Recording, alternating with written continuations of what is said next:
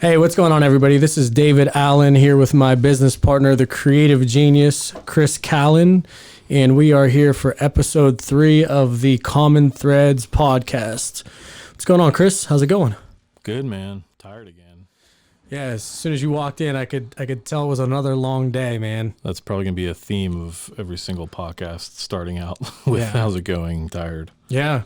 We're at that point in business and we're, elevating on every level that we're doing and kind of testing the limits on our body, our minds, and focus on all that stuff. And it's been a crazy start already, dude. I know we talked about the last 2 episodes, but we're in a good spot for sure. Yeah, I think if either of us start these things chipper, it's going to feel like we didn't really work that hard that day. Yeah. So what's kind of projects we working on right now? Where's all the time, the energy? What do you got going on your end, man? Yeah, we got a lot of as always, digital work is the core of what we do, and that's website builds, social media content, digital ad execution, strategy, analytics, deciphering, all of that stuff, some animation, branding, a couple new business pitches going on right now also, which are going to be some late nights coming up, but it's game time, man. That's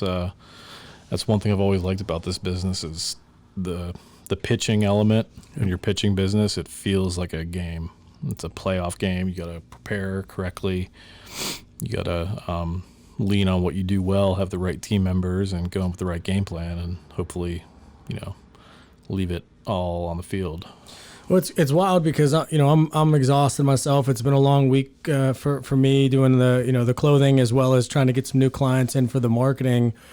And it's 8:00 now here. We're recording on Tuesday evening, and I got another 3 hours of work to do when I get back home. And I feel tired, man, but it doesn't slow you down at all. It's such a cool feeling from mentally being wiped out, physically being wiped out, still getting up at 6 a.m., going to the gym and staying on top of all those things. But there's no reason or no interest in slowing down. It's just you just start adapting to this is how life is going to be. Mm-hmm.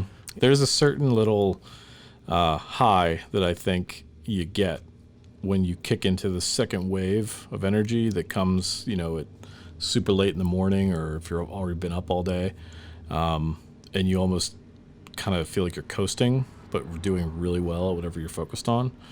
There's some nights where I kind of crave that high. Yeah. And I don't mind staying up to do something because I know once that kicks in, it's going to give me the kick in the ass I need to do whatever thing I've been meddling on in my head, but it will come to me in that second wave. So it's almost like a little secret hidden weapon that a lot of people don't know might be there because they're just used to a regular schedule. But your body will always adapt, and it's not like we're doing anything physical here, but mind and body work together. Yeah, it is true. What time you get up in the morning now?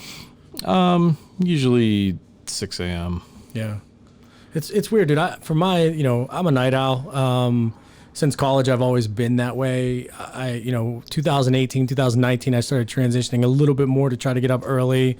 And now I'm at that phase where I'm trying to figure out the next step in everything and how I want to conduct the conclusion of the day, the start of the day. Started picking up more books now, reading more and different things. And I'm trying to figure out the best execution of kind of fitting all that stuff into the agenda. I know you and both Derek are early risers, and you certainly feel amazing when you get the day started and you just get stuff done, mm-hmm. right? It gives you a kickstart to kind of set the tone for the day for sure. Yeah, and there's some mental prep that goes in there too of, if you do need some time before you kind of start knocking things off your checklist for your own mental health and physical health, hitting the gym early. That stuff that's so important. And, in the 9-to-5 world, I remember that was the first thing to kind of go to the wayside because you always had to feel like you were in a rush to get to the thing, get to the office, get to the meeting, and kind of blow by what could actually be the most important part of your day, which is how you physically and mentally prep for that entire day. Yeah, I went to the gym Monday morning at 6:30 and got there a great workout and everything. And then this morning I went to the gym. I was a little bit later, I think 8:00 or 7:45. And halfway through, you start getting text messages, you start getting emails. check your phone, and I should just shut it off so I don't have any disruptions. And then I end up, I cut the workout short because I had other stuff pop up, and the allure of being alone early morning or even late night in some capacities, it's an addicting feeling too, because the earlier you get up, the less people are up at that hour. So it's kind of like a, hey, I got you type thing. And also, that most people are in bed sleeping or doing whatever, and you get a little bit of a competitive edge on there. And I think that kind of pulls into the psyche of the whole entire process of grinding this out and, and figuring stuff out. It's well worth it, man. But, investing in that mind, body, spirit of the entrepreneur is super powerful to kind of keep going to get to the next steps on everything. Mm-hmm. And I mean, even a part of that I'm sure you knew was a struggle early on in the entrepreneurial side was taking time to just disconnect and just enjoy being a person.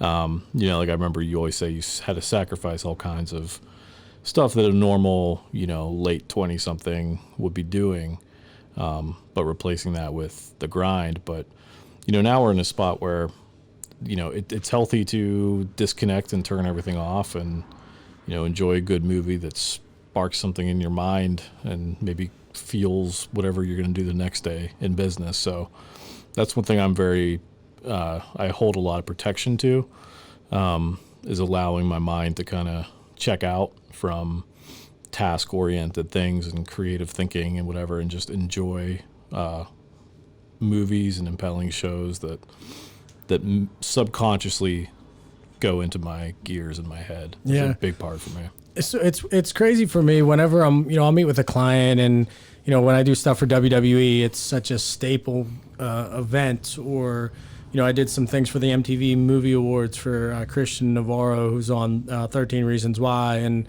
some other pretty big projects. And when I sit down and I meet with a client to discuss the creative side of things, I don't have an answer right away. I have a couple ideas on, hey, well, this is the event, this is the person that I already know, the relationship that I have, but I don't know what I want to do in that time frame, right? It's usually how I literally tell every client is, hey, let's talk about it right now. Let's have a discussion, find out who they are as a person, if it's a new client, or if it's someone I know. Obviously I know who they are and what they're about and what their focus is. But if it's a new client, I want to learn a little bit about them. And then I want to figure out, okay, what's the event for? What do you need it for? Is it only for this event? Is there anything else that you need that we need to make this product for? And then I say, all right, cool, I'll follow up with you. And what I noticed that has helped me kind of be successful with that is I randomly get the idea.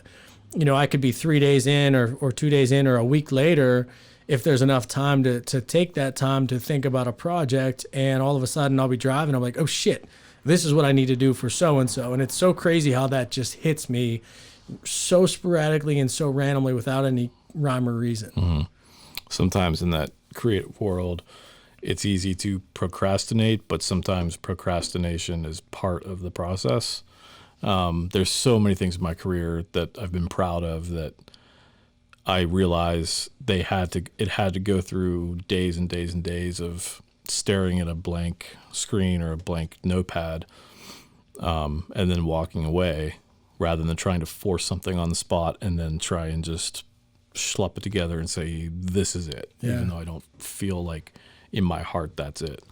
So sometimes I know when I'm in that world, and I know to just stop wasting time on it, move on to something that's more knock it out, task oriented, just to get me kind of firing on all pistons. Maybe come back to it. Maybe it's got to wait a couple days. And then there's always that aha moment where you kind of smile, a little smirk, and inside you smile and you know that you got it. And usually I know I have that feeling, usually late in the middle hours of the night. And I know that when I show that to the client, it's going to, wow them, so to say, or just to have them nod like, that's exactly what I was thinking. Have you ever been disappointed in a project or anything that you were like, you put out there, and even if the client was super happy with it, right? Was there anything that you were like, I've totally missed that, or I should have went a different direction, or anything along those lines? Yeah, I mean, there's been plenty of times, and anybody that has any kind of creative role in advertising can tell you sometimes where an idea starts and where you and your team might have it crafted feels like this beautiful piece of just everything is choir of angels aha moment, and you're just so proud of this, and then you show it to the client, and it just some things become subjective at that point to what that client likes, what they think their brand should be doing. No matter how well you pitch it, how much the data says this is going to work, they might say, I hate blue, and the whole thing was built around a blue tone or something. So by the time it goes through all these rounds of tweaking, what they say yes to, let's run that, might be something that they kind of look back and say, love it. Yeah. But you might be saying, geez, that's like, I would give that a D minus, and you just kind of have to take your ego out of it, because if the client's happy, that's great. But then sometimes we also have to battle with the client in a good way to push them to maybe get outside their comfort zone, where if they see something that may be pushing things a little too far and they might feel a little too reserved about it, but we're telling them, trust us, this is going to work to what all the goals you want. Just, let it go, to take the gloves off.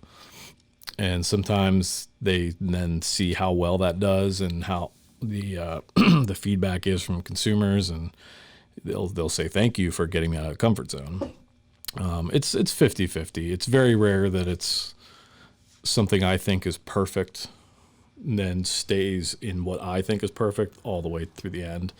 And that's why, it's nice to have side stuff that I do in the creative world, that I own everything from the thought through the execution, and there is no client. It's just something I want to create. That's where the real fun stuff is, but all that goes back into the funnel of what you're able to do for clients and help them push things forward and get out of their comfort zone. So it's always fun, but sometimes things do get diluted. Yeah. I had one project that I did for an award show, and I think in my 5 years, it was the only one that I've ever done where it didn't look bad by any means. It looked great. Just for whatever reason, I just was, it was cool, but it wasn't what I'm typically really, really happy, and I'm typically really thrilled with everything that I've done. And for that one, I don't know, I think the client was happy overall, but it was just something that it just didn't wow me. Mm-hmm. It doesn't happen too often, because I trust what I'm doing, and just like you, I'm sure you put stuff out. You could be a little bit better or something, or you should have done something a little bit differently, but overall the project looks great. And sometimes it's a difference of palette. So there might be something that should be a certain level of wow factor based on your palette and spectrum for what wow is. And even if you deliver on something that's 75% of that, to the client or the viewer, it might be 100%. Right. So sometimes it's important to kind of take your own perspective out. You obviously want to feel pride in everything you do, but sometimes something just needs to be what it needs to be, and it doesn't need to be some Mona Lisa that you want it to be. So that's a creative, subjective thought process that I think happens in every industry. But I know for me, it's a daily thing. So sometimes I just have to take my hat off and thinking and just put the clients on, or the client glasses on, and say, all right, they're going to probably see this way, this way, this way. I know they don't like this color scheme or this type of tone in their brand. So tweak things a different way. It might be something I would never actually say, but I know it's right for them. Yeah. So where I kind of struggle a little bit, and this is something that I think I'm a perfectionist for the most part, and obviously with clothing, everybody's body's different, the fit's different, the material lays different. Every single material, from wool to velvet to suede to whatever, they all just sit on a human being's body different because of how they're constructed. And I've always, every time I look at a client that's purchased from us, there are times where I look and I'm like, I would have done it different, or I would have made it a half of an inch longer or whatever. And I was at a meeting earlier today. And I was talking to the client about some things, and it's also a personal friend of mine. And he made a good point. He just kind of, and this is where I need to get better. He's like, happiness to somebody else doesn't have to be happiness to you. And I know that every suit that I put out is going to be good. I know that every product that we're going to put out is going to look good. I can nitpick every single one of them if I wanted. And then I put myself in someone else's shoes, the way I dress, the way I wear my stuff. There's a million people that probably think I look like an idiot or I dress different or whatever. And cool, that's cool for you, but I look at it way different. And that's hard as a business owner, as an entrepreneur, is wanting to perfect everything. And just like we talked about before with, you don't perfect things. You get better as you go on with those things. And every single product, every single scenario, if you have enough people in the room, you're going to get a different opinion from that. Whenever we do fittings with, it's for a wedding, right? And then all of a sudden the mom and dad are there. And then the to-be in-laws are there. And then you get 6, 8, 10 different, and then you get a sibling there, you got a friend there, you get the bride there. And then you have all these different opinions and you just run in circles. That's a very, very difficult spot to be in, because then you have to appeal to a 65-year-old that is giving you criticism on how the suit should fit on a 25-year-old, 23-year-old, 35-year-old, whatever it is. And there's two different lives there. There's two different cultures. So it is interesting when you look at it, is just nothing's perfect. It's all perception or perceived for whoever the final end user of whatever product or service it is. And that's where it's important to showcase your leadership and expertise in whatever that topic of discussion is between all those different opinions, so that those eyes and ears turn to you and then they hear the pitch or the reasonings and go, okay, that makes sense. I get it.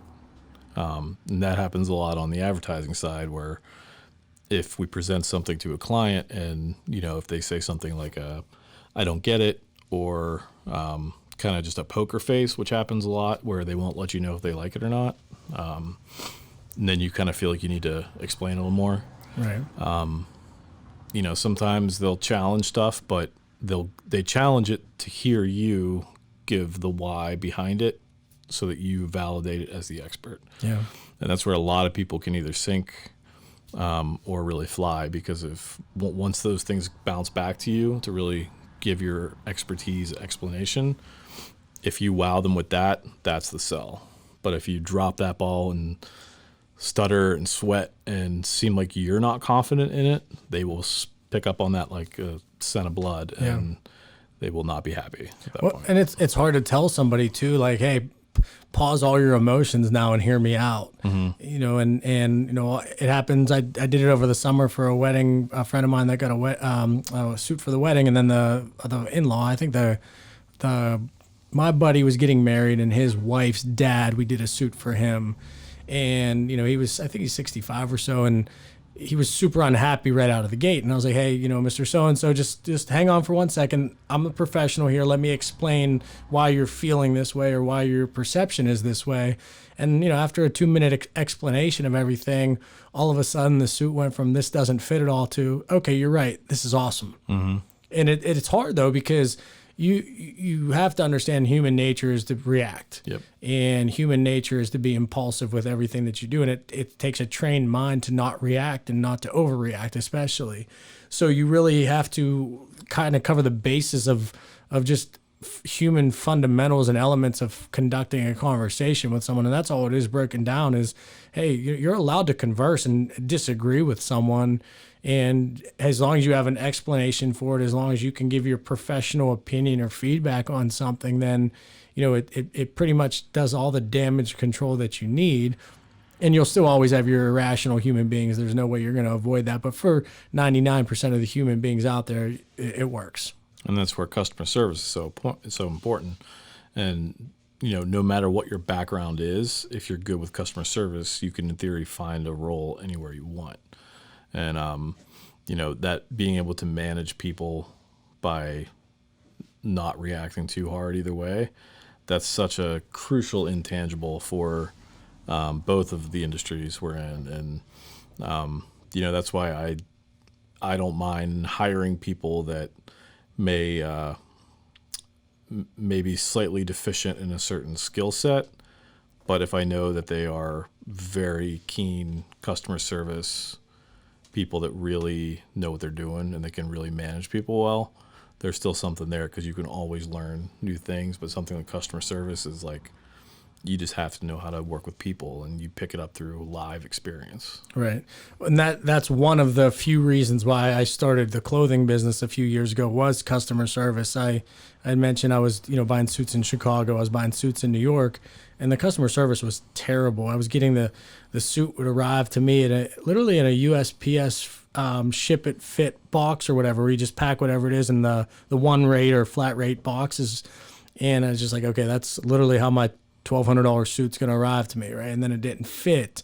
And then you try to contact them. And what was the process now? I live in Pittsburgh. You live in Chicago. You live in New York. How are you going to make this seamless for me? And so everything that we've done with David Allen Clothing has come from experiences that we've had prior to starting the business, and then also experiences during the business, and taking customer feedback and being willing to take criticism. And it's hard to have somebody tell you this or tell you that, because oftentimes people are idiots and they don't have a clue.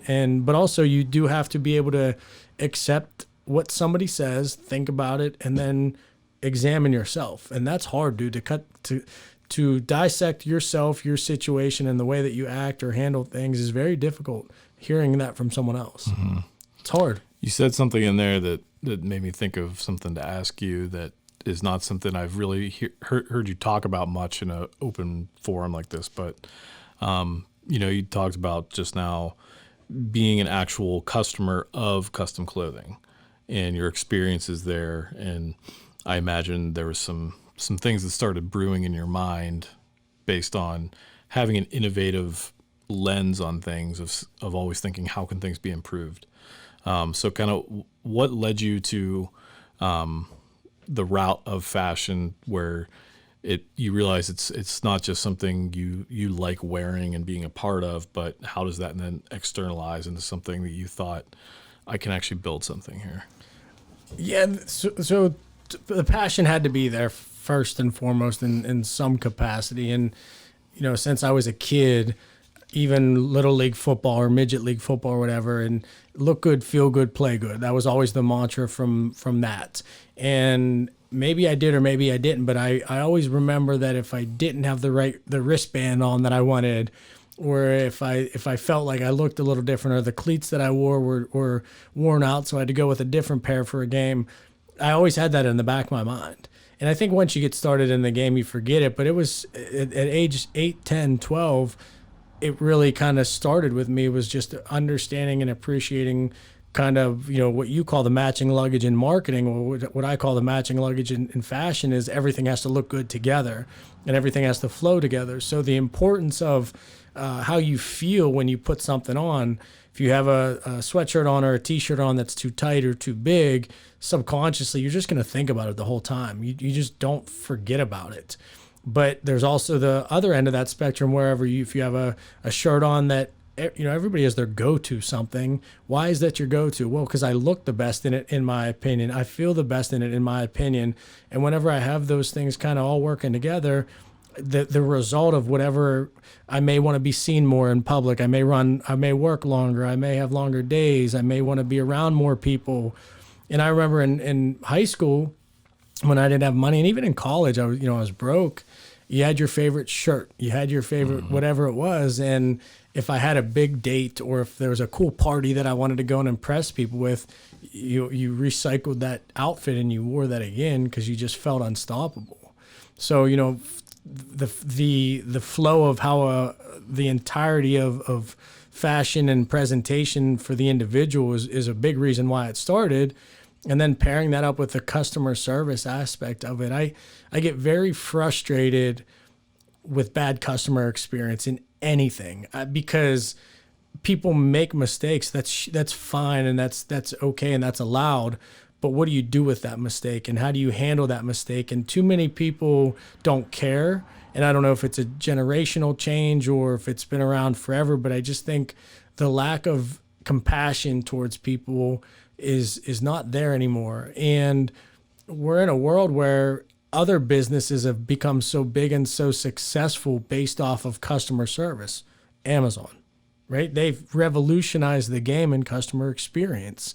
And I think if you have a product, if you have a service, if you have, it doesn't matter what it is, the experience that someone's going to have that's provided based off of the customer service of that is going to dictate how successful something can be. Mm-hmm. And I think that's something that a lot of people, I had ordered some food from a place last week, and it was a friend of mine, and it was a new time for me to try out their establishment. And I waited and waited and waited, and it was just like, okay, cool. And there was no customer service follow-up or anything like that. And whatever, I don't care. They're buddies of mine, so it's not the end of the world. But those things, they eat away at people.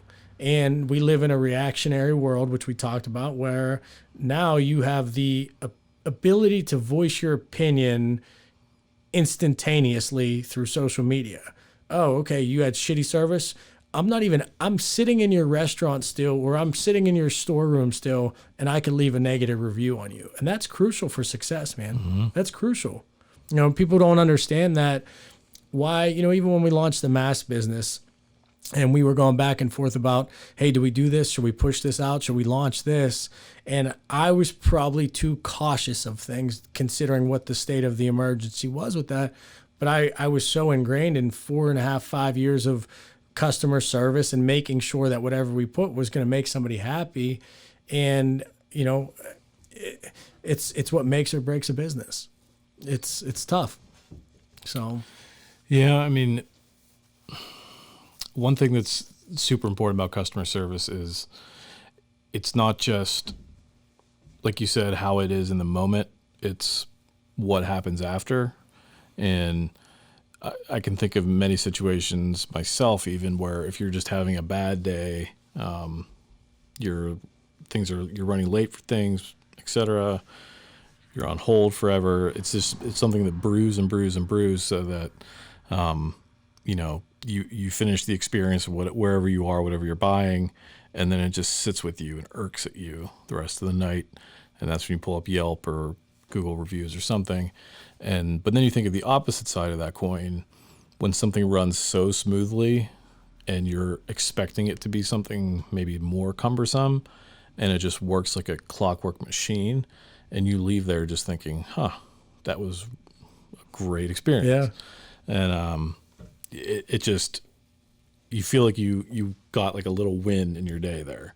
If you had a doctor's appointment that was happening right between meetings and you weren't confident that it was going to end on time before this big call or something, and you're nervous about it all morning and the night before, but then you actually get there and you're in and out in 20 minutes, and then you have an extra 30 minutes. That's a big thing to kind of help your mood each day. Yeah, thank you. What's crazy is I ordered Starbucks the other day, and it was the one in Squirrel Hill, and I did the online mobile order, whatever, and they don't allow you to just go in there and pick up your mobile anymore. At that specific Starbucks, for whatever reason, I had to go in there, and then there was already 8 people in line, and then I had to get in line even though my drink was ready. And I walked up to the mobile pickup for that, and the guy flipped out on me. He's like, hey, you got to get in line. And wow. It's crazy. It's just like, okay, well, I was so pissed off at that standpoint that from that point on, I was like, I'll never go to Starbucks again, which obviously is as we just get That's Starbucks dropped off. But that pissed me off so much because I'm ingrained in this. Look, the reason I went there was because the convenience of, cool, I can go on my phone. I'm 5 miles away. It's going to be done in 3 to 6 minutes. Perfect. I don't want to wait any longer. And that was something that it ate away at me for a while. Mm-hmm. And I was so annoyed by everybody there, which is it's stupid, right? But we're ingrained in that mentality now of certain businesses have done a great job at perfecting the whole customer experience side of things. And then you have to take into consideration your reaction and like be conscious of it. Right. And that goes back to any of our topics of being humble is, in that setting where maybe it's a crazy rush time for whatever that business is, and you had a bad morning, your reaction might be to to be kind of shitty towards somebody if they drop a ball or they mess up your order or whatever. And a lot of people might, but for the people that kind of just say, no, you're fine, it's okay, it happens, and you smile back at them, that blood pressure coming down on their end and realizing you're just a good human being goes a long way for them, and it keeps you feeling chill. From an entrepreneurial standpoint, as you grow and as you become more successful in business, you become more accomplished, and you understand how things, the lay of the land, more or less, right? Where I struggle and I need to get better at, and it's something that I work at every day, is controlling that. Because everything that I've done, it's an instant, right? It's now. I have an aggressive personality, and I think you have to get to where we are with everything that we're doing. But also, you don't ever want to lose the basis of who you are as a person, and controlling your temper, controlling your anger, not letting stuff really eat away at you is honestly the difference of making you happy or not. And I think that's something that a lot of people struggle with. I think with considering the landscape of 2020, everything that's happened throughout that year, the headaches of all that stuff, I think people's tempers and their fuses were a lot shorter. And you have to, as a person, be able to hold yourself accountable with those things and how you treat people. And it's not okay to ever not treat people the right way. We've had some experiences with individuals that we've worked with in business that have just been like, dude, fuck this guy or fuck that person or whatever. Like, no way. And I would venture to say that people have maybe said that about me every now and again, and not intentionally, but because you get caught in a weak moment or you have a million other things on your plate and you're just frustrated about a situation. But I try to always treat people well. I try to always do what's good, and I try not to get bent out of shape over things, because controlling your mind is one of the most difficult things in business, but it's also very important. And wasting energy on stuff that you have no control over, there's no benefit of doing that, right? And too many people look at status as a baseline for a reaction that they give. Every barista or every person taking an order somewhere, we were in their shoes at some point in some role or capacity as a 20-year-old. And I think it's important to not forget that. And I think too many people do forget that, or they, for whatever reason, never had to do, something in that world. When we were in college, my college job was working in a fitness center at the Duquesne Club downtown, which was, you don't walk in there unless you're in a suit and tie and you're a C-level executive of any company downtown. And that's one of the oldest tradition places in Pittsburgh, and I think Carnegie was one of the big first founders or something there. And but I would wake up at 6 a.m., walk there from campus or from the South Side where I would live, and I just had to be very respectful to everybody, and I had to greet them with a smile and call them Mr. and Mrs. And I had to, my sideburns had to be a precise measurement. That's when you had super long sideburns too, right? Well, as long as they would allow me. Yeah. But everything was regimented, and I had to follow direct legacy rules and regulations there. And I worked in the fitness center. I was, grabbing dirty towels, mopping the floors, working at the front desk, answering phones, whatever they needed me to do, I would do there.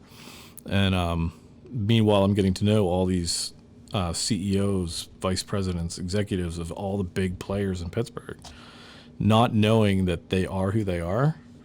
And there was a roster of them that would never look me in the eye or care to know my name or anything. And they would just kind of blow by, or whatever they needed you to do, you just did it. And they would not say thank you or anything. But then there was a group that was probably like father figure like for me at that age, where they were just so nice and humble and would greet me every weekend with Like, oh, hey, how was that thing last week that you were telling me about? Or how did that one school project go that you were working on? They were just ingrained in me as a 20-year-old college kid while they are a CEO and they have all the stresses that come with that, but they're still humble to a nobody, me. And, I just kept treating them with the same respect. And even the ones that didn't look at me, I would still treat them with that same humble respect. And then finally, one day I was sitting at the front desk on my laptop and I had all kinds of, artistic and band stickers all over my laptop. And one guy who I had greeted every day for a couple years, and he knew my name and knew a little bit about me, and I knew a little bit about him, but I didn't know what he did or anything. But I knew that he was a CEO. And he saw my laptop and said, "What are you working on?" And I said, "I'm working on a graphic design project." And he said, "Oh, what's your major?" I said, "Advertising, digital media, graphic design."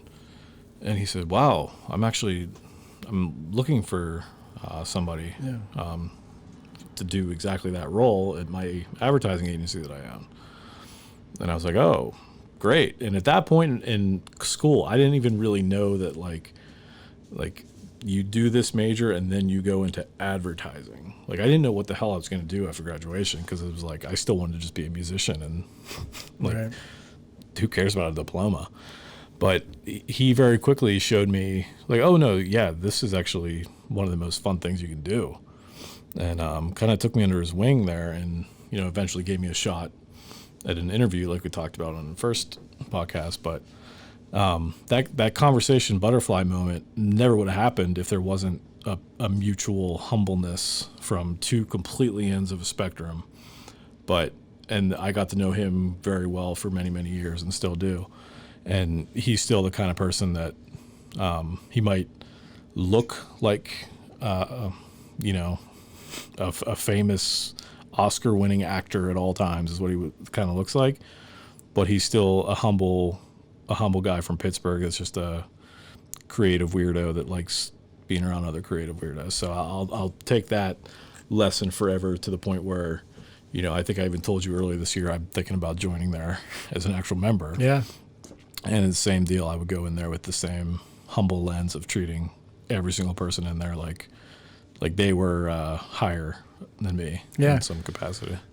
And from the business side of that, that's a simple life lesson and also like a valuable business lesson that people don't understand is the high road. Always take it. It doesn't matter. And you don't get anything out of belittling somebody, putting somebody down, or not just being a good person. And that's one thing I never understood with business owners who weren't that way, because you had to get somewhere. You had to go through things. You had to experience some things to get to where you are. And you meet a lot of people along the way. And those people that you meet, it doesn't matter what their role is or what their position is, they all allowed you an opportunity to get a leg up or to learn something from them in some capacity to become who you are. And the amount of people that I can look back at that I've had experiences with over the last 5 years in business, not every relationship was good, but they all made me understand how to be better. The good situations make you want to be 1,000 times better of a person. The bad situations, it's the same thing. Like, okay, cool. I don't want to be like that guy. I don't want to treat that or that girl. I don't want to treat anybody that I interact with at the same spot. And it comes to building a team. It's the same mentality with adding people to the team that we're building and the people that we keep around. The culture of a business is stemming directly from the culture of who the owners are or the business decision, individuals are. And the better stranglehold that you have on that to keep that consistent, the more success that you're going to have. And it only takes one person to bring enough toxicity to a business, to a relationship to hinder that. It takes one. Mm-hmm. And you look at different analogies. You could break it down and, the skyscraper can only be as big as it can be is based off of how strong the foundation of that building is, right? So if you want to build a 100-story building, you damn well better make sure there's a lot of concrete on the bottom. Well, how do you get that concrete? You start from pour number one, right? It's the same thing from, the whole glass house analogy. If you're throwing bricks at a glass house, like, okay, there's nothing inside other than glass to protect it. You're going to get inside. You have a core foundation of the house. It's going to be stronger. Okay, cool. The windows may break, but there's concrete inside. You're not going to get past that. And those are stupid, simple analogies that it's true in the business world. It's true in life and friendships and who you keep around and things of that nature. And it's so crazy to have discussions like this and then to think about business, right? And when I always say business is easy, it's not easy. We all know that. But the fundamentals of business are super easy. It's just weathering all the storm to be okay to get to that point. And that's it goes to keeping the right people around you. It goes to focusing on the right things in life, in business. It goes to not worrying about other people. So many people in today's world get so caught up with what's John Smith or Sally Sue doing, or did you see this, or they forward somebody's Instagram story to talk bad about them. Like, no, I'm good. Keep going. You may see someone that does something stupid. Who cares? People look at my stuff, look at your stuff, and maybe think that's stupid. Okay, cool. Doesn't impact my life, doesn't impact your life. Just keep going. Mm-hmm. People don't understand the value. And a big element to everything you just said is, where does all of those learnings and foundations come from?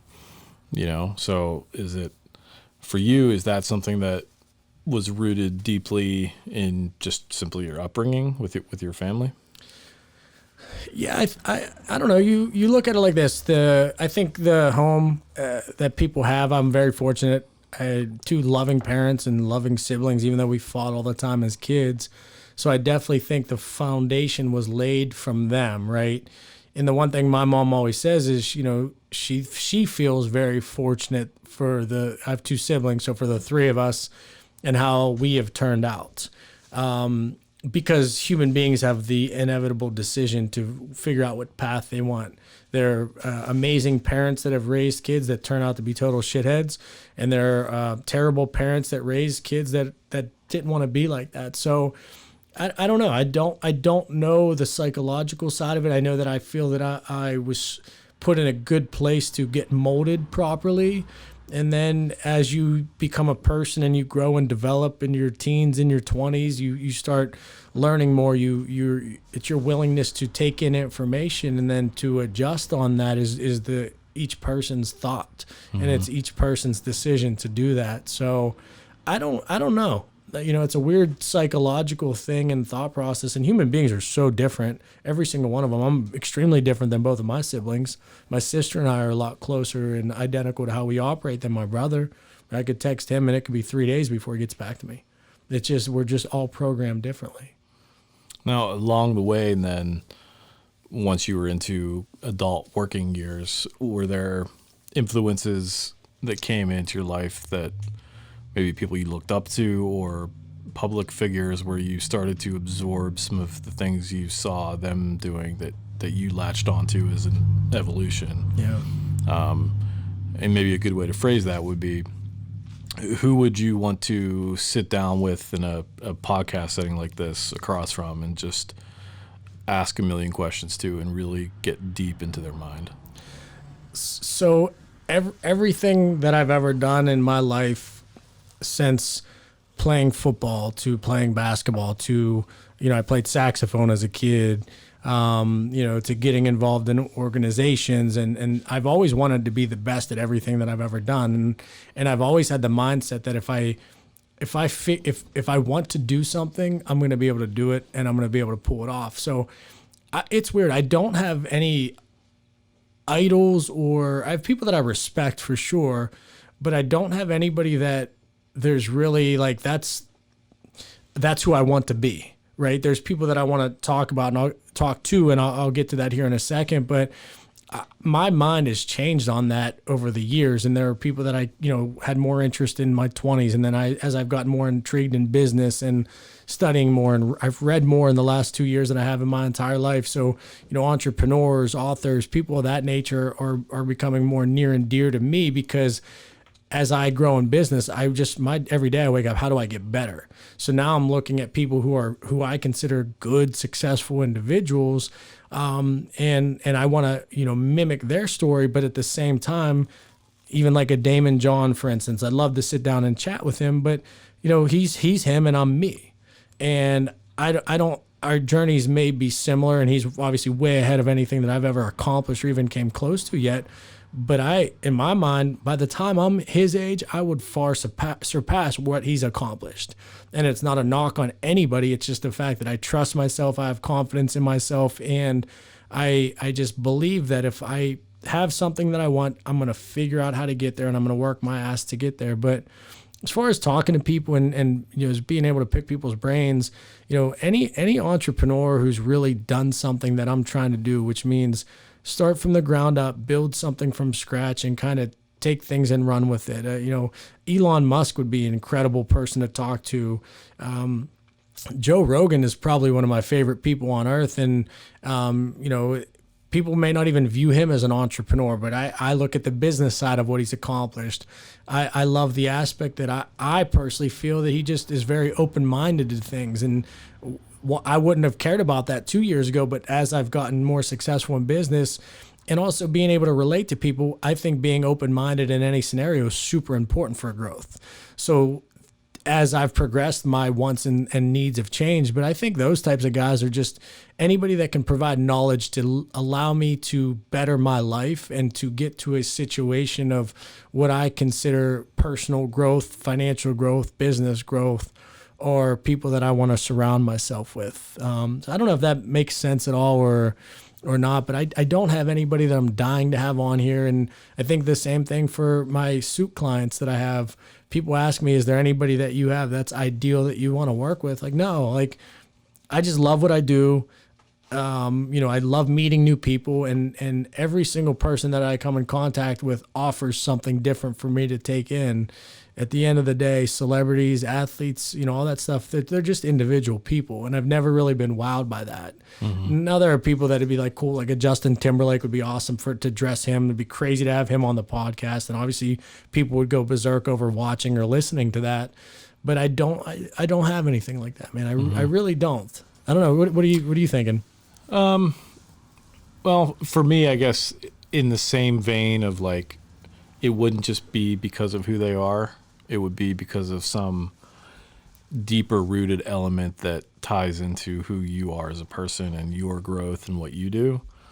So for me, it would be a dream person to sit in front of and have coffee with and ask a million questions to would be probably Prince. Yeah. And that's something. Which I would never think that with you. Well, so, I mean, music's been a enormous part of my life since I was about 5 years old, and still to this day it is. But at a young age, I was introduced to having to make, or being told I had to make decisions that were A or B, this or that. And I never felt comfortable with that because I always said, well, why not? Can I pick all 10 of these things? And I still remember I was in 4th grade, and that's usually the grade where somebody comes in, like Volkwines for us, and they say, here's a whole room full of musical instruments. Everybody go play around and see if there's anything that you feel drawn to. And everybody would go find the one thing that they think they would enjoy doing. And then you had to pick it and like write your name down, and then that would go into starting like being in band.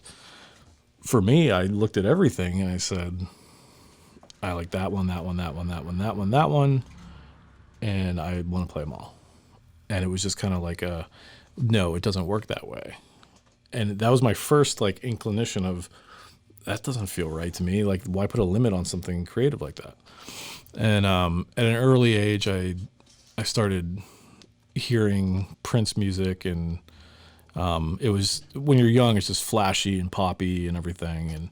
But then as I got older and was a musician myself, and really, I was drawn to people that were really masters of the craft, and I wanted to know deeper into their brain why they did things, how they did things from a creative process. And I started realizing that the way he goes about things is the way I go about things. And I was doing completely different kind of music than what he's known for, but it didn't matter. It was his brain that I was really ingrained on.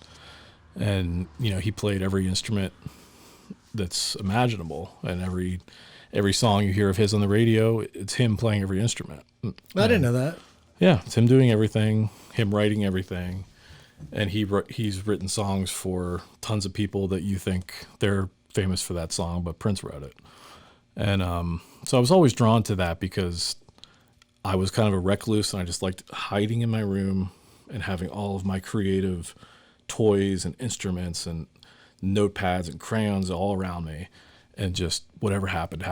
And then maybe my mom would open the door and say, so and so called, they want to know if you want to come over. And I would like freak out and say, why would I go over to somebody's house and ram two trucks into each other when I have all of this right here? Like, no, tell them I'm sick.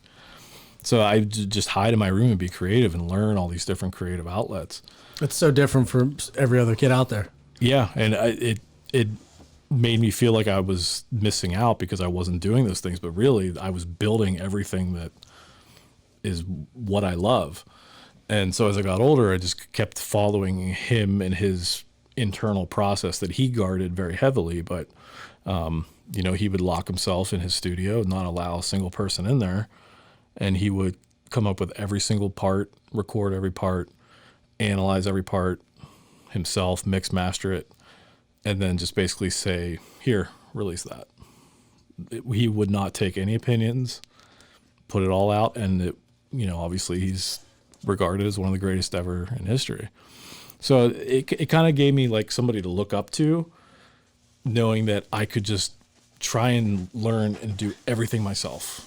And it's possible. So still to this day in what we do in marketing, it's very often that you're kind of told, just do this one thing, and then we hire 4 other people to do these things. You just worry about that one thing, that one piece of the assembly line. And I very early on said, I don't like that. I can do all those things myself in half the time, and it'll be better. Trust me. But it would always have to fall back in line. But now where we are with what we're doing, it's the culmination of all of those things to fire together. So I would love to just pick his brain and kind of say thank you, to show creative weirdos in their bedroom that you can use that and really build something. So, I like talking about the story or the theory of when we're all kids, and this is perfect with what you said. It's an exact testament of it.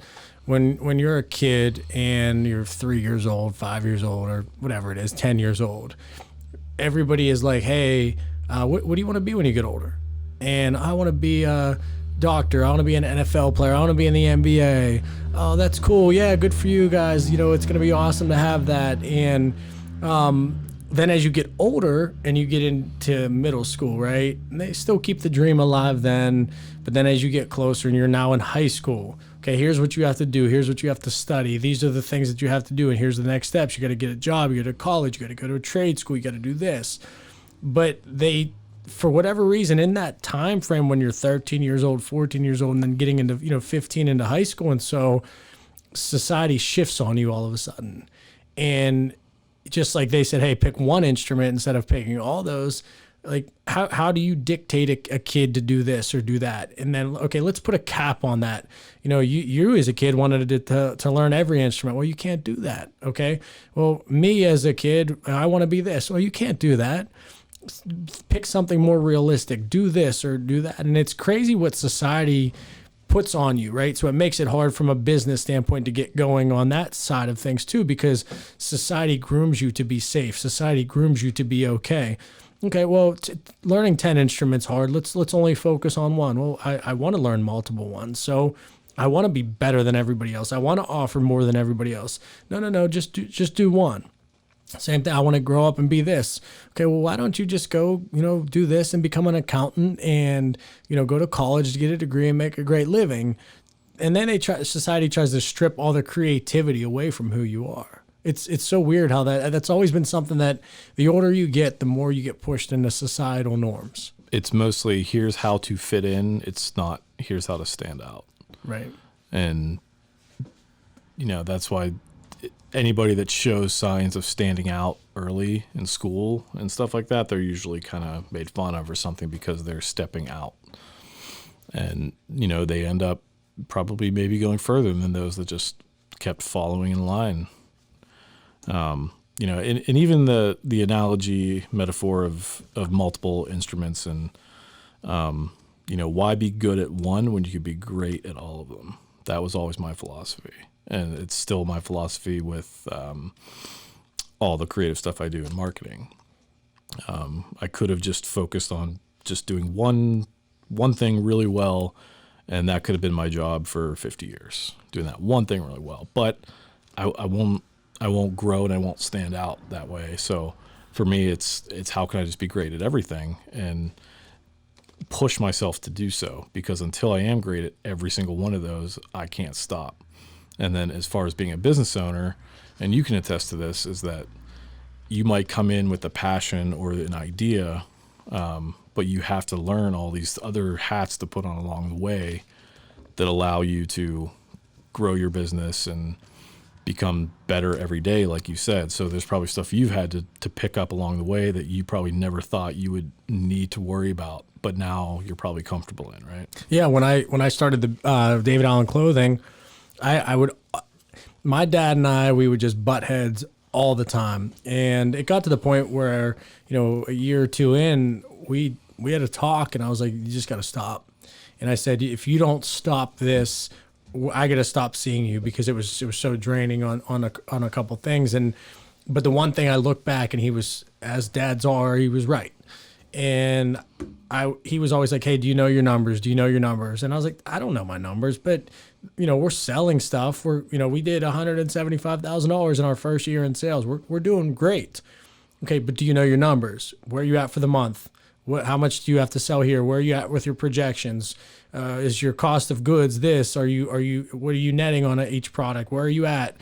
And I think I hated accounting so much. I failed accounting 5 times in college. I hated numbers. I never wanted any aspect of that. And my selfish side of that was, look, if I don't have a brand, then the numbers don't matter, which in theory is correct. But also, if you have a brand and your numbers are going in the wrong direction, your brand isn't going to last. So I think when I step back and analyze my business and I analyze the success that we've had over the years, again, 2017 was a year and a half after we started the business, and we were in a bad spot. Stepping back and looking back at the past, if I would have looked at the numbers from day one, it would have made my life easier. If I would have looked at the numbers from day one, I would have been able to steer the ship a lot easier. I would have known, hey, maybe you shouldn't go on this trip for business, because you're going to only actually make $200 or $500 or $1,000, or you're going to go on this trip and you're going to lose $2,000. So it was very difficult to balance that in the beginning of business. It was very difficult for me to understand that. Now, I love our Monday morning calls where we go over the numbers. I love sitting down and figuring out, I have a call on Thursday to figure out our plan for the rest of 2021, and a couple of changes that we're going to do for Q2, Q3, and Q4. And it's cool because the numbers are a litmus test of how successful you are. And it allows you to say, okay, instead of going the entire 2021 in this direction, well, after quarter one or after month 2, okay, let's switch this so we could finish quarter one off a little bit differently. And there's a lot of value in those things. And I think it was just me being naive. I think it was me and, my dad's relationship and not wanting to listen to a parent, and, just kind of getting an understanding of, or trusting myself too much instead of being willing to listen to people who may give advice. Now, do you think, on the devil's advocate there, if you had that very fiscally conservative approach to your business back then, you would have not done some of those trips, not thrown a couple Hail Marys on things that ultimately now ended up probably being very important in the journey, and kind of just that shooting from the hip mentality, which frankly I think that's the way to go up front like that, because you have to come out swinging, and you have to use the fire that you have to get to some next checkpoint, and then hope that the financials figure itself out. But again, I'm not a numbers guy either, so Yeah. maybe that's not the right thing. No, you're right. I would not change a single thing I did. I wouldn't go back. I would tell a younger version of me, tighten up a little bit, but trust your gut. I think, they say entrepreneurship is the ability to see around a corner that people can't see. And I believe that. I really do. I believe it's an innate ability. Not everybody's meant to be an entrepreneur. Not everybody's meant to be number one. Some people are meant to be number two. Some people are meant to be number five in an organization. And that's based off of personality, mindset, all these tangible and intangible characteristics of a person. If I wouldn't have gone on every single trip, we wouldn't be where we are, and collectively with everybody's help, obviously, to get to that point. But those decisions allowed us an opportunity. And there were things that I felt, trips that I took, gave the stability or encompassed, or however you want to say it, padded the business more from a perception standpoint, which there's no numbers that can go into figuring out perception of other people. And all I did was I trusted myself. We were selling, our total revenues were going up.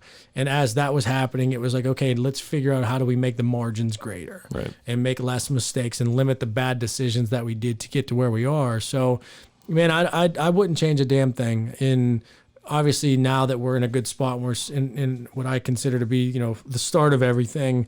We'd be a fool to go back and change it because it worked.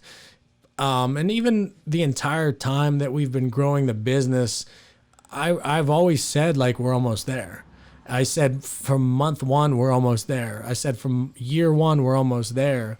And what I always meant by that was I could always see the light at the end of the tunnel because I trusted myself and I trusted the direction that we were going to get with business. And you don't know when, you don't know where, and you don't know how you're going to get there. You just have to trust it.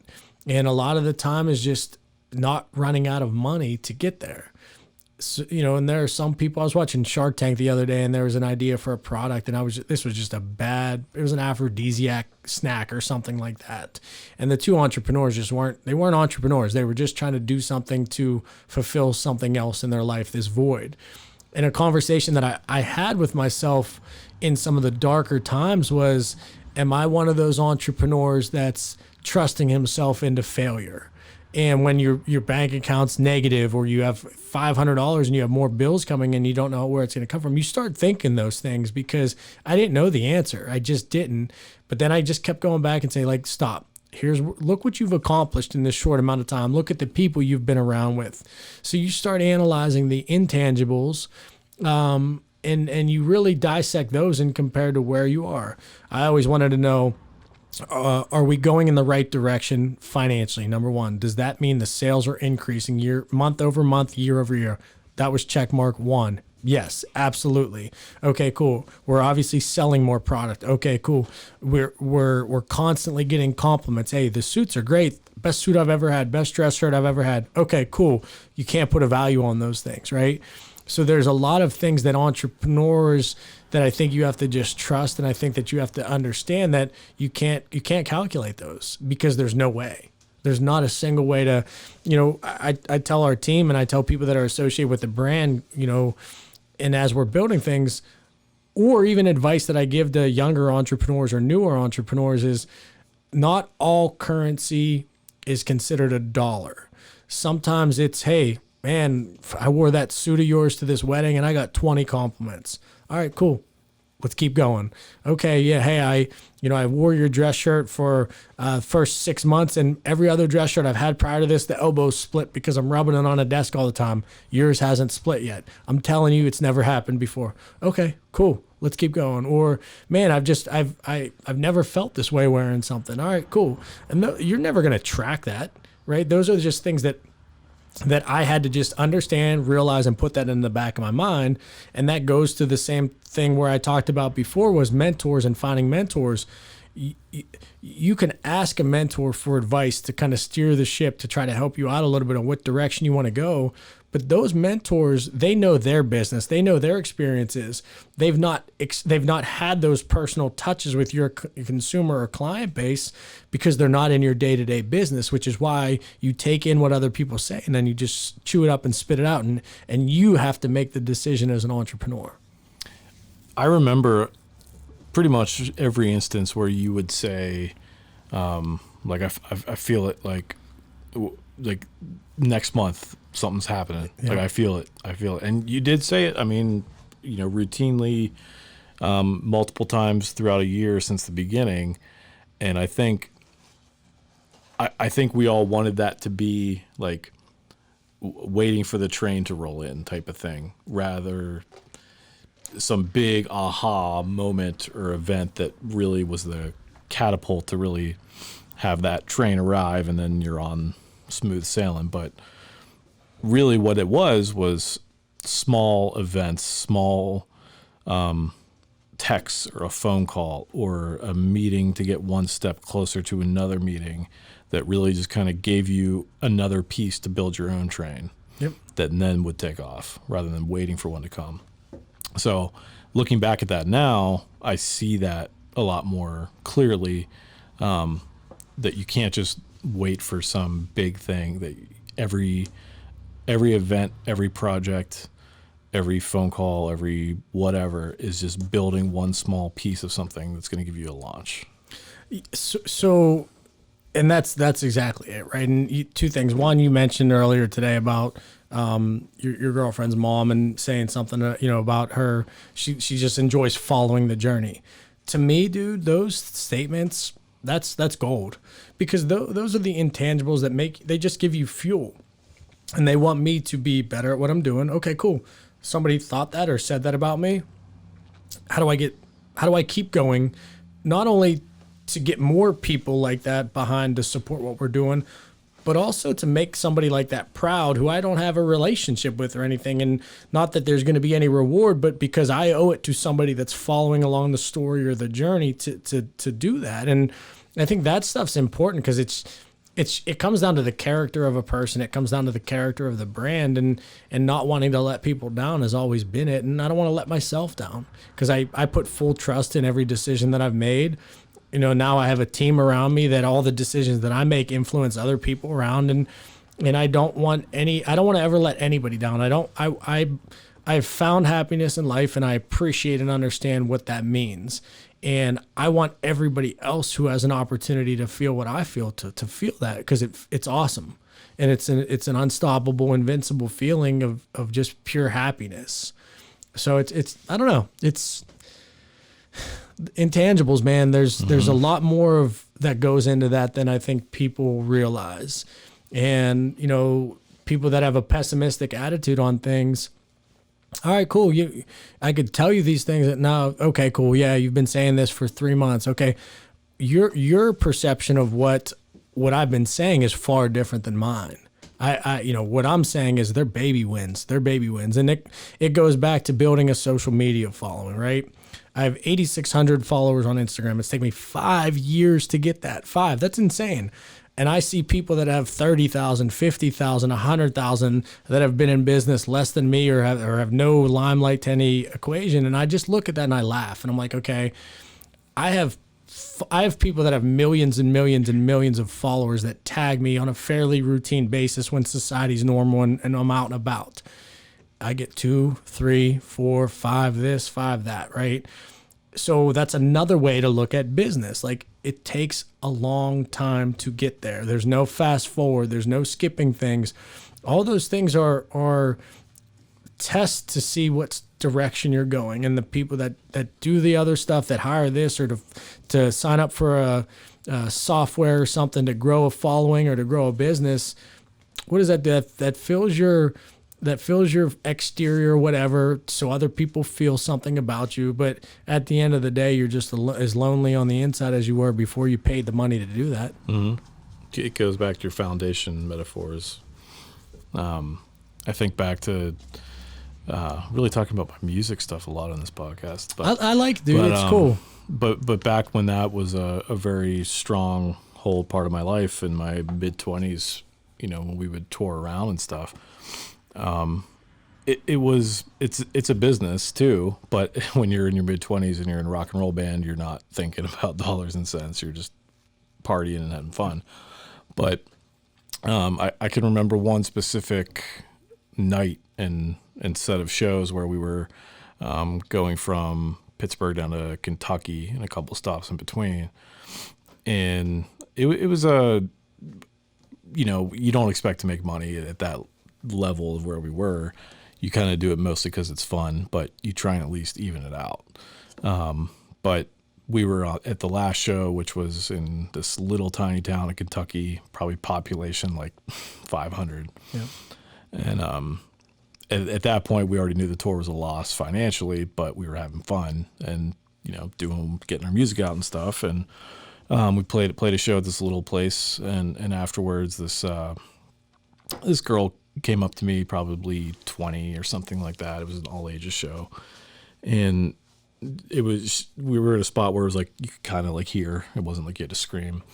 And she was telling me about how one of the songs that I wrote was very, very important to her, and some of the lyrics that really spoke to her, and that she even had a tattoo of the chorus lyrics. No kidding. On there. And it just, this kid from another walk of life in a whole other part of the country that found something I created and found value in it, and so much that they even put it on their body. So I left that show, and then we rolled back up to Pittsburgh. Total loss financially on that tour. But that one moment, can't put a price tag on that. Like, that's the stuff that really made me continue music for the rest of my 20s and into my 30s, was to constantly chase that. So what was never the money, because there really isn't money in that, but it's something that's bigger than you. Yeah. So as long as you keep that foundation that fuels you as something that's bigger than you, that you're striving for, I think you'll always be successful, because successful doesn't always have to be dollars and cents. And that's why sometimes in the actual business setting that we're in now, I tend to not get worried, because I know the foundations that we have and everything we're striving for will all be fine, work out, because it's coming from the right place. And the money is just, something that happens and comes with doing work for people. Yeah, you look at the fundamentals of everything that we're doing, and you look at the fundamentals of business and life, and everything we do, we try to simplify, and we just try to say, okay, here's the path we're going, here's how we're going to get there. And that just is about us being who we are and conducting business the way we conduct life, which is beautiful, right? And I think a lot of people get so caught up with worrying about other people, wondering what other people are doing. How did this business get to that level at this point? And they focus on instant gratification, which we discussed before. Is there's no such thing as instant gratification, and leaving people with some advice to kind of conclude everything that we're talking about tonight. A couple things that I think are super, super important. Number one, your journey is your journey. It is not anybody else's path. Just like an athlete or a celebrity or a business person, whatever it is, you don't know what they've been through to get to where they are. You don't know the obstacles, the adversities. Some may be similar, some may be drastically different, and some you may be like, holy shit, I can't believe another human being went through that and are still in this position of where they are. So I think that focusing on yourself and not worrying about the distractions that are out there in a world where there's distractions every single second of every single day, as soon as you touch your phone, right? And that's something that's really, really important to me. And to that point is not gauging or judging stuff every single day that you have. So, okay, cool. Take a win that you have. Take something that you've been through. Take something that you're experiencing, and let that allow it to talk to get to the next step. Okay, well, this may be not be a dollar value of success that I'm going through, but this is an emotional success that I'm having. It's enough to fuel. What I'm doing to get to that next point. It's enough to push my mind to the next level of what I'm trying to accomplish. Okay, cool. Today's been a very long day. Today's been a very hellish day for me. All right, cool. Tomorrow's a new day. But you know what? The conversations that I had earlier today were super, super important for me. And they were an opportunity for me to learn, to grow, to feel better about something that I'm trying to do or something that I'm trying to accomplish. And I just think mentality is an overall scope of what we're trying to accomplish. And it's the importance of how we're going to get to the next level of everything that we're doing. The journey is the destination, man. It really is. And you look at all these cliche sayings of different things, like as you grow in business and different things that we've gone, there are all these inspirational, motivational memes. Somebody didn't just create those. They may have slapped their name on it, but those memes have been around forever. Those sayings have been around forever. Before all of us have been here, 200 years ago, 50 years ago, 1,000 years ago, whatever, the dinosaurs had these things, right? The world goes round for a reason, and we're the same human beings that they were when they first came into this existence in a different capacity, and that's why you just focus on yourself, keep pushing, keep growing, and just trust where you're at and enjoy it, because it's a fun ride. So we appreciate you guys as always. Thank you guys. If you have any questions, keep shooting us messages. The feedback has been incredible. We're here to help in any capacity that we possibly can, and we appreciate you guys. So thanks for staying tuned to episode number 3 of the Common Threads podcast.